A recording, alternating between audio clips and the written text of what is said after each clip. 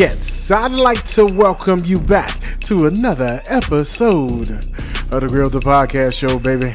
And you know what that sound means. Boom, boom, boom. Yes, I've been strolling and trolling through the world of media and madness. And if you have been watching the news, this Ukraine and Russia thing is mad. But hey, I was at the gym the other day and it was like going on 3 screens. So of course it piqued my interest and I had to find out, what's the big deal? So I did a little research. I'm gonna have to read off my paper because there's some interesting facts. If you don't know, maybe you're not a culturally up-to-date person like I was. But yeah, you want to find it. I wanted to know why it is such a big deal, a publicity with all the media that we know about Ukraine and Russia and what is our connection with Ukraine and why are we so on the fence? Because if you pay attention to politics, we have never went crazy for a country like this before. Like they're like, oh, there's going to be swift actions. I think Kamala Harris has said that twice.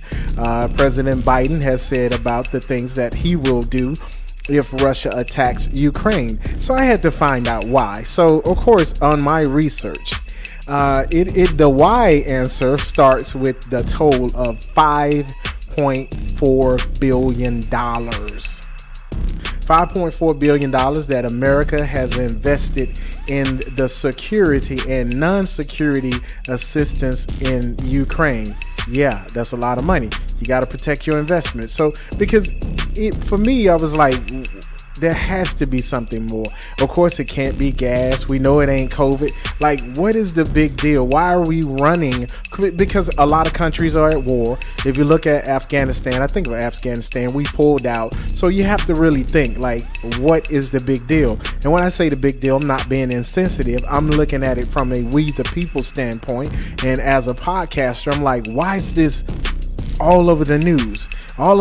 They're potentially going to invade, or they're not going to invade. Then someone from Russia, a spokesperson, some political probably advisor, came out and said they're not going to attack. Then I read another article. It's like, why are you leading Americans away from the fact that one moment they say they're not going to attack, and then they use the media use the word potential. I did see that. Oh, they're potentially going to. Okay, so you using theories, or maybe they won't, maybe they will. It's like, are we supposed to respond from this? I guess we are, because we are responding. So of course, for me, like I said, as a podcast, I said I want to look into it. So I found what is stated as an ironclad commitment with Ukraine for territory and sovereignty.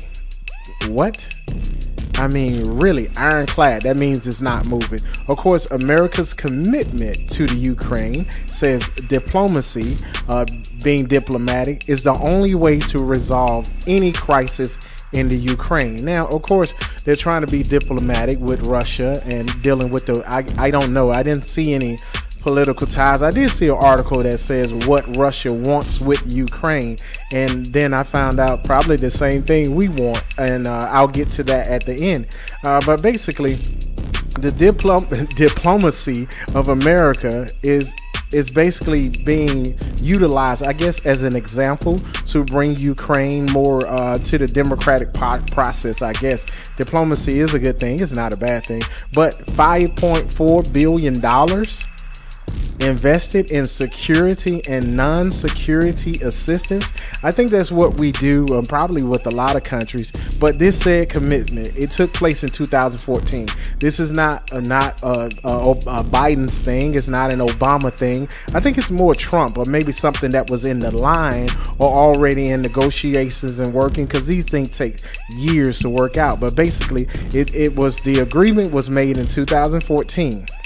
Now, they also granted 3 sovereign loan guarantees totaling $3 billion. So if we're doing math, we're up to $8.4 billion. Hell, we can't get that type of money for the inner city schools. We can't even get our school teachers a raise, but we have $8.4 billion to invest in the security and non-security of another country, because I guess it's on a European border, so they want to keep everything, in line and diplomatic. I'll just say that right there. But then a little more money. There has been a $1.7 million investment into the cultural heritage of Ukraine and its contribution to the world culture. Okay. Then it said it's being used in 18 cultural preservation projects in the Ukraine. I can bring that back home, but if you are We the People American, the culture here is suffering. We are now at a point where our cops are being slain. We're now at a point where bad cops are slaying or murdering innocent people or people they think are criminals or just, trigger happy. We're at a point where culturally here, there should be some things done. But our government in 2014, and it's business, I'll get to the business side, they decided to invest in Ukraine, of course, and they want their investment back. They do not want Russia invading Ukraine and destroying everything, every dollar that America has invested. It makes sense.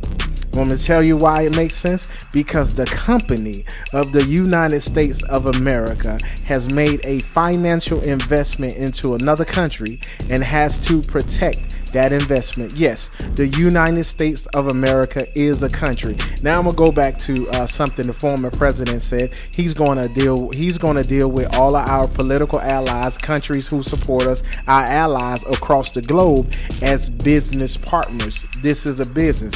America is a business. He ran the country 4 years like a business. So he was president, so it kind of makes sense, or going into office, so it kind of makes sense that this whole business deal took place. But yes, the United States of America is a company. I looked into it.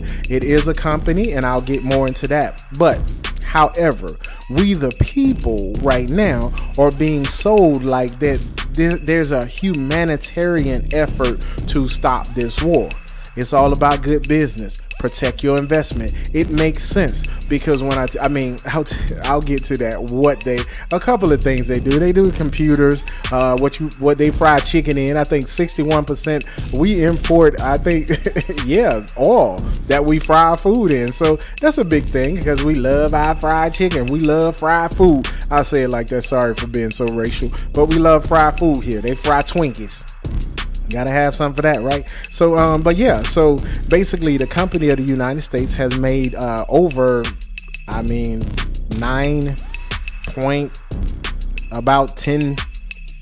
a lot of money. So $5.4 billion investment in security and non-security assistance. And then there were 3 sovereign loans, guarantee loans, totaling $3 billion. And then a $1.7 million investment in the cultural heritage of Ukraine and its contribution to world culture. That's a lot. That's a lot of money. The company, the United States of America, has invested in Ukraine. So if you're one of those people like me, you're sitting there watching like, I don't care about this, you have to care because that's your tax dollar. Don't forget, that's your tax dollar. That's the tax dollars that we pay out of our check that went there to support these programs and this security and non-security assistance. That means they're just preparing them. I guess I want to assume they're preparing them for war, but if you're looking at the news, it's like they're not prepared because America is not saying we're going to go to war with Russia. They're saying we're going to impose sanctions against Russia when I don't know. I didn't look into what we trade with Russia, things like that. But we know the pipeline goes through Michigan. I've said that before, but it's shut down. So, of course, our political officials, which when I looked into the United States of America as a company, President Biden has to be the speaker because he is the CEO of this company. And basically, look at it from a different standpoint. Now, I've explained it's not about we the people.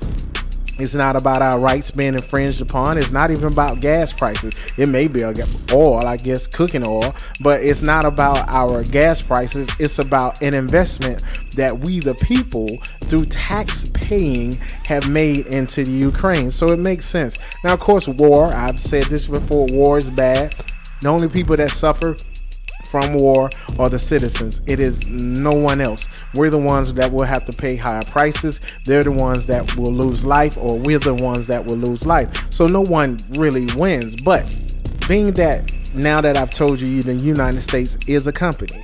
I mean, here's my issue. The excessive media coverage has to stop because they're not telling us why. It's like, why is every news media outlet coming up with a different assumption or theory, or bringing in a different professional or different, what did he call those guys? Expert to tell us what's going on and why the war is about to take place. Why? It's just too much media coverage because they want you to think it's just that bad. Like, oh, they're coming. They're not coming. It is a protection of investment because Russia is trying to take over Ukraine based off of the last article that was assuming a potential war. They're trying to take it over. If they take it over, all of the money that the United States of America, the country, has invested into Ukraine is lost. It's gone. It now belongs to Russia. These security and non-security assistance, the programs that's been set up. I mean, you saw what happened in Afghanistan. They left all the military equipment there. They just pulled out. If Russia goes and take over the Ukraine, that is a loss of investment because they make things for computers. They make, I said, the cooking oil. It's a list of things that they make that we use, that we're actually getting from the Ukraine. And especially with the computers, we kind of lost out with China with the intellectual rights and things like that. So I guess they found a backup to the total of almost $10 billion. So that is a lot. 10 billion. Yes, $10 billion. So, I mean, the United States is a corporation. It is this corporation is referred to as the federal government. It is a not-for-profit enterprise that has made an investment in the Ukraine. The United States corporation is a not-for-profit enterprise. Of course, if you look at all the dealings we've done across the board, country to country, it comes down to goods and services and money. How much money are you willing to loan? Because we have debt with China. China holds most of our debt, 70+%. So if we're borrowing money, it makes sense that we invest in something and get something in return at a cheaper price or something, just to make our lives better here in America. But the United States corporation is referred to as the federal government, a not-for-profit enterprise. So that is why you're seeing this over the news, because there are investors, there are people past me and past you probably that have money funneled, I'll just say the Federal Reserve. Done right there, because that's where all the money comes from. The Federal Reserve is not a government branch, it is a private corporation also. So there you go. The United States corporation, the Federal Reserve is a corporation, loans money out. So the Ukraine war, and of course war is bad, but the business of war, and they have movies that have been saying this for years. One of the funniest is War Dogs. The business of war is excessively expensive and someone has to pay. So, I mean, that's just a little something to get you kind of going. If you're one of those people like me, like, what's going on? Why is this all over the television? It is not the war. It's the excessive coverage that I had a problem with. And I wanted to find out why. They're trying to let you and me, the people, know that our investment in our financial investment in the Ukraine is being jeopardized by Russia invading it. Say that to the people. I just said it to you. Now I'm gonna move into my last segment because I think I've ridden that monkey all the way out. If you paid attention, of course, I covered the Joe Rogan situation, and The Rock went on and he supported Joe Rogan. You know, he went on board and said, you know, I'm with you, brother, and you know, I got your back and things like that, which is not a bad thing. Okay. But I felt something was a little suspicious about the whole thing. And yes, come to find out, I guess somewhere during that time frame, The Rock actually inked the deal. He owns part of the XFL. You know, the XFL, the D League or B League football team. They were real big on the Vince McMahon with wrestling. The Rock owns part of it. Now, The Rock and the XFL has inked the deal with the NFL. to actually be like a training or just a, a beginning route for a lot of players. A lot of players don't make it to the NFL, so you got a job. And if you want to develop your skills and you want to become a better player, you could come play in the XFL. Now that makes sense. But hey, he supported Joe Rogan. Came out, yeah, brother. And then when he found out Joe Rogan used the N-word, he pulled his support. That was also a business decision. Looking at this, it's not a bad thing. But at the same time, I did say, what are y'all running to support? Do you really know? What bothers me is, did you pull your support for this connection or because it was a financial deal? Now, I'll say he wanted to disconnect himself because I'm pretty sure him and Rogan are friends or associates or business associates or whatever the case may be. He had to pull that support so he wouldn't affect his deal with the NFL, because the NFL is no tolerance for COVID. You know that, except for Aaron Rodgers did his thing. But the NFL kind of stands they especially with the N-word and Colin Kaepernick and Black Lives Matter, the NFL does not want anything to do with that. So The Rock kind of backslid and he pulled his support, but it was good business. I mean, it's good business if you come back and check out the Grill the Podcast show, Strolling and Trolling. Hey, man, I try to give it to you. Hopefully that'll kind of pique your interest and you'll go look into it yourself and get the information. But hey, I want to thank you for listening. And as always, take care of yourself, take care of each other, and